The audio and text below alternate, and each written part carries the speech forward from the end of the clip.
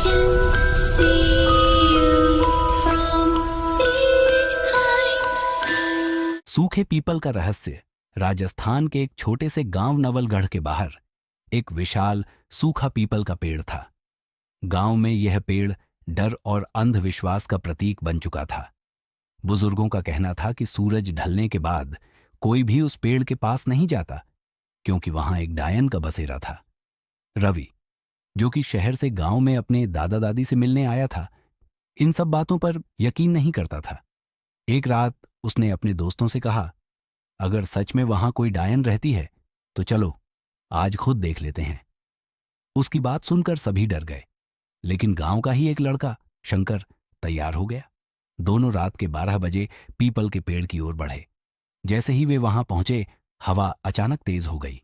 पेड़ के सूखे पत्ते अजीब तरह से खड़खड़ाने लगे। तभी रवि को लगा कि कोई पेड़ से झूल रहा है। शंकर ने टॉर्च जलाकर देखा और जो दिखा उसने उनकी रूह कंपा दी। एक लंबी सफेद साड़ी पहने औरत हवा में झूल रही थी। रवि और शंकर की चीख निकल गई। जैसे ही उन्होंने भागने की कोशिश की, हवा में गूंजती हुई आवाज आई, मुझे छोड़कर मत जाओ, मैं अकेली हूं। रवि ने हिम्मत करके पीछे मुड़कर देखा। वह औरत अब जमीन पर खड़ी थी। लंबे खुले और उलझे हुए बाल, काली जलती हुई आंखें और चेहरा पूरा जला हुआ।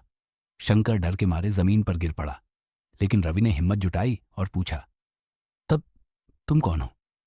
औरत ने धीरे धीरे अपनी उंगली से पीपल के तने की ओर इशारा किया। रवि ने टॉर्च घुमाई और देखा, पेड़ के तने पर कोयले से लिखा था, मीरा, उम्र 22 साल। गांव के बुजुर्गों से पता चला कि 20 साल पहले मीरा नाम की एक नवविवाहित लड़की को उसकी सास ने डायन कहकर इस पेड़ से लटका दिया था। तब से उसकी आत्मा हर रात इस पेड़ से झूलती थी। अगली सुबह गांव के लोगों ने पूजा करवाई और मीरा की आत्मा की शांति के लिए प्रार्थना की। लेकिन रवि जानता था कि वह आत्मा अब भी वहीं थी, क्योंकि जब उसने गांव छोड़ने से पहले एक आखिरी बार उस पीपल के पेड़ की ओर देखा, तो वहां फिर से एक सफेद साड़ी झूल रही थी।